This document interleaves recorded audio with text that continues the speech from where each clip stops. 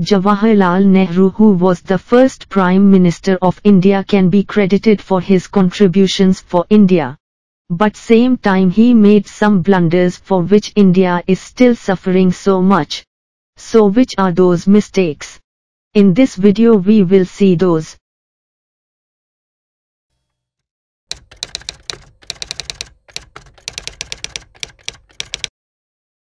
Raja Hari Singh had previously opted to keep his kingdom an independent one and decided not to be a part of India or Pakistan. But Pakistan had other plans. They sent tribal forces armed with weapons into the borders of Jammu and Kashmir, destroying village after village. This madness had to stop or the brutal tribal army would soon overthrow Srinagar. To avoid a massive loss to Pakistan, on 26 October 1947, Raja Hari Singh signed the Instrument of Accession, which made the region a part of India. India now had a responsibility to defend its newly joined region. The Indian Army was sent immediately. The domination of Indian armed forces was such that the tribal forces couldn't stand their ground for even a day. But then Nehru made the greatest mistake of his life. He asked the UNO to intervene and peacefully solve the issue. The UNO ordered ceasefire, which meant that the war had to stop and the land occupied by either rival will remain theirs. Indian Army hadn't achieved its objective of eliminating all intruders from Kashmir.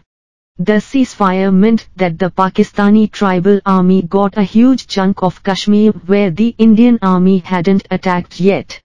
Today this chunk of land is called Pakistan-occupied Kashmir.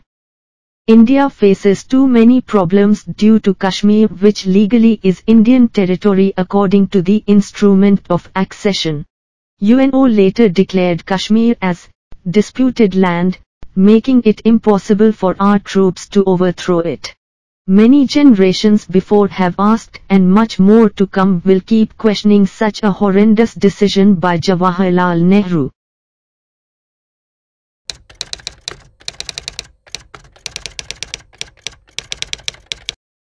After Gandhi's assassination, nobody could challenge his power. He made a horrendous blunder by appointing V.K. Krishna Menon as Defense Minister in 1957. He had no idea how to run a ministry, but his friendship with Nehru got him the post. The result: he stopped arms production in India. He retired majority of soldiers, claiming that Pakistan and China won't attack us, so we don't need an army. Nehru stayed mum. Eventually, India lost the Sino-Indian War of 1962 miserably. Our handful of soldiers fought with unprecedented bravery, but the foolishness of the decision by Nehru cost us the annexure of Aksai chain to the Chinese.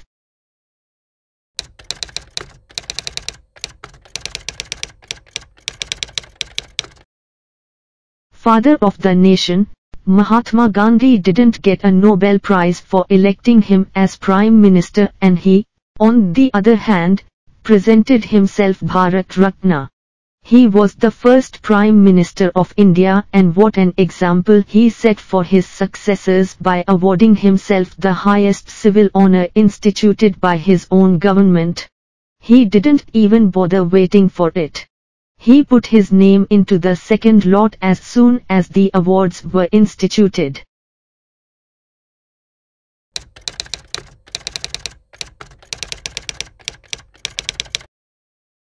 India was offered permanent membership of UN in 1955. But the great Prime Minister declined the offer and said the seat should be given to China. But now China is not supportive in making India a permanent member of the UN Security Council. Out of the 5 permanent members, UK, US, France, and Russia have expressed support. But China has not expressed itself. The 5 permanent members of the UNSC have veto powers. Because of its interests in Pakistan, and also because China looks at India as a competitor in the neighborhood, China is not supportive.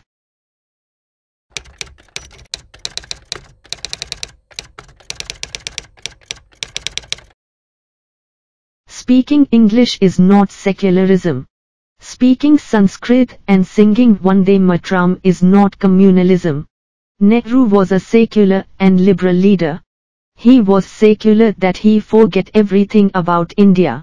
When cleansing of Kashmiri Pandits from the Kashmir Valley and Hindus in East Pakistan and West Pakistan happened during 1947 to 1965, he didn't even try to allow them for rehabilitation in India. Due to this, millions of Hindus were either killed, raped or forcefully converted into Islam. Once Indira Gandhi came into power, things changed a bit.